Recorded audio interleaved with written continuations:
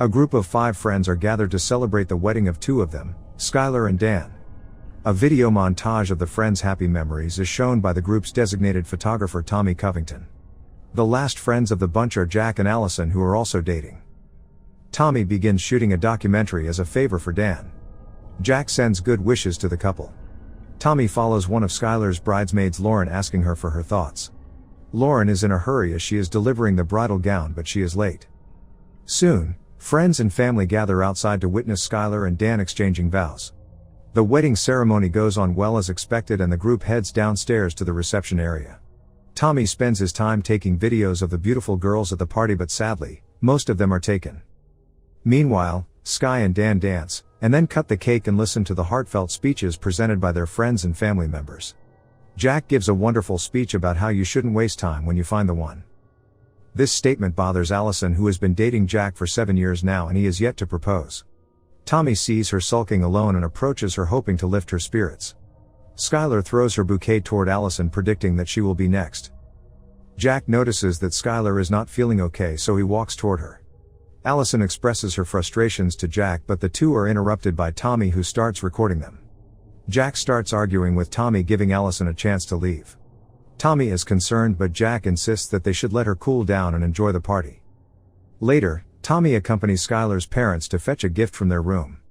The couple has been together for so long that Tommy wonders how they keep it fresh. Suddenly, the room gets cold and the elevator halts. Skylar's parents collapse on the ground and die as their eyes turn white. Tommy exits the elevator and starts asking for help, only to find that the same thing has happened downstairs. Many people have collapsed and their eyes turned white, including Lauren.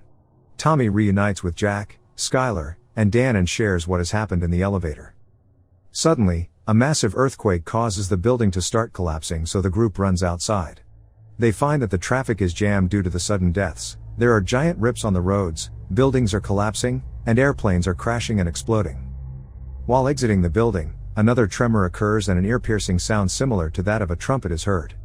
The group tries to make their way to safety while discussing various theories as to what has happened. Dan thinks that there is an alien invasion, but Tommy believes there is a scientific explanation for this. Skylar starts talking about the rapture, saying that the believers had been taken while the non-believers remained. Suddenly, hail starts falling onto the street, accompanied by loud claps of thunder and intense lightning. The group runs to a library for shelter, causing the boys to be separated from Skylar. The boys split up to look for the young wife in the library.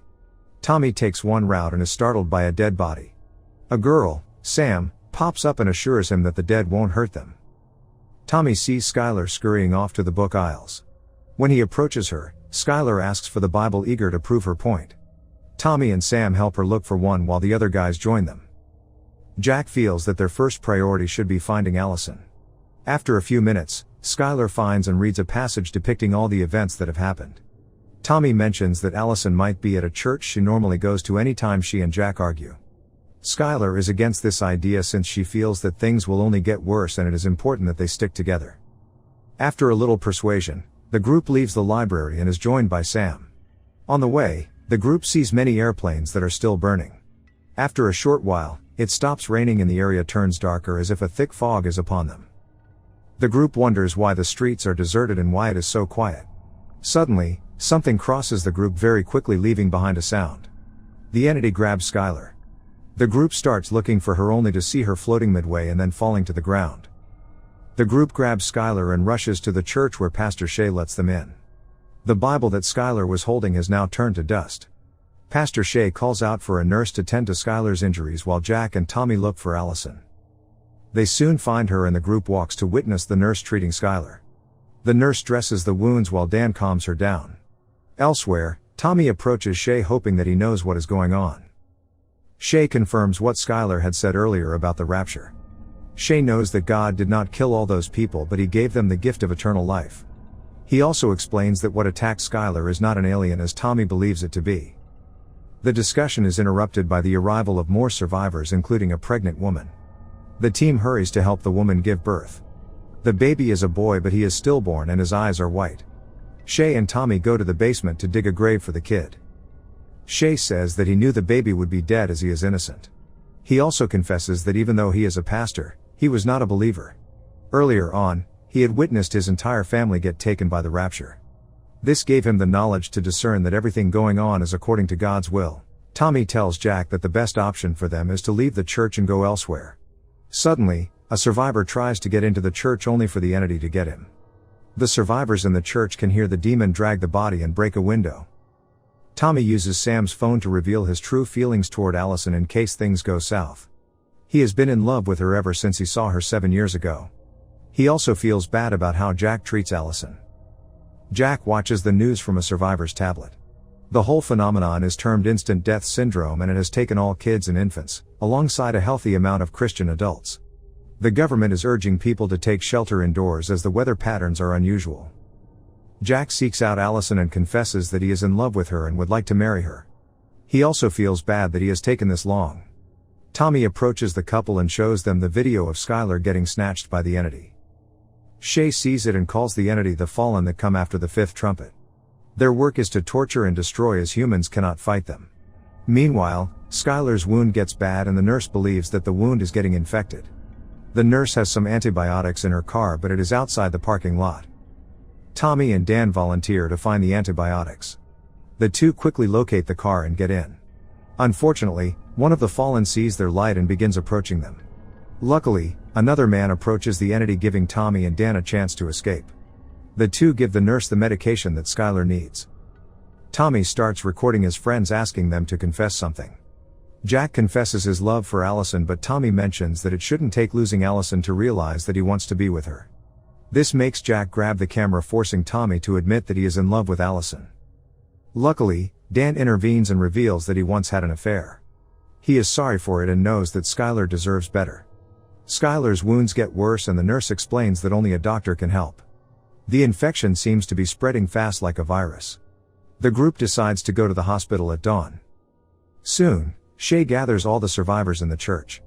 He intends to encourage them and show true faith like he should have when he became a pastor. Shay is giving his sermon when the Fallen start pounding on the doors and roof. Shay instructs the group to go downstairs to the basement. The group quickly hurries down and locks the door. They can still hear the demons pounding on the roof and destroying everything in the church. Suddenly, they hear the nurse screaming for help. Tommy opens the door, but the nurse is grabbed by the entities, which eliminate her. In the morning, the survivors find that Shay had sacrificed himself for the survivors. The whole church is a mess and bodies are sprawled everywhere. Dan and his friends head to the hospital, where they find other survivors going to a refuge center put together by the military. Jack and Tommy go off in search of help. However, the hospital has been ransacked, so the boys find nothing of value. They see family members who have refused to let go of their loved ones still mourning in the hospital. Unfortunately, Skylar succumbs to her injuries, but not before professing that she chooses God. Dan is angered by this and driven by grief. He walks outside and starts ranting to God. Suddenly, a tentacle impales and drags him upwards while Tommy and Jack watch. Allison records a message on Sam's phone. However, Sam sees an entity coming closer with every word Allison says. By the time Jack and Tommy get downstairs, the girls are nowhere to be seen. Tommy finds Sam's phone and sees the entity eliminating Allison.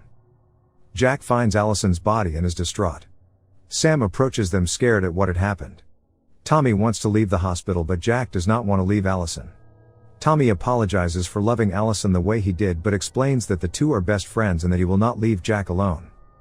After letting Jack grieve, the three decide to join the other survivors at the military center. The group reaches the relief center by nightfall. There are many survivors at the place. After fraternizing for a while, Sam shows Tommy and Jack the video Allison had recorded. In it, she asks her friends to make a choice. Will they follow God or will they choose to serve their selfish desires? Jack walks toward a pastor and asks to be baptized. Tommy hears the overhead speakers playing the Amazing Grace song and realizes that the demons will attack the camp as they are drawn by faith. Tommy starts looking for Jack and finds him in a church enclosure. Suddenly, an entity grabs Jack and eliminates him, morphing his body into various shapes. Up above, the skies open and the demons descend into the earth. Sam and Tommy huddle together amidst the chaos. Sam realizes that they have no option but to make a choice. She gets up and says that she chooses God before dying a few seconds later. Tommy watches the descending demon and one grabs him. As it drags him away, Tommy shouts for God, showing that he has placed his faith in him as well.